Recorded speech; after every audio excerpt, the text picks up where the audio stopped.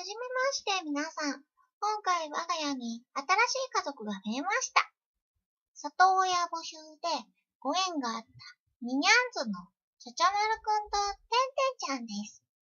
全身茶色の子がちゃちゃまるくんで、茶白に鼻に点があるのがてんてんちゃんです。現在、推定4ヶ月。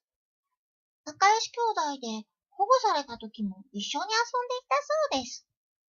お見合いの後、ついにお家にやってきたのですが、出してあげたら、洗濯機の横に猛ダッシュで逃げてしまいました。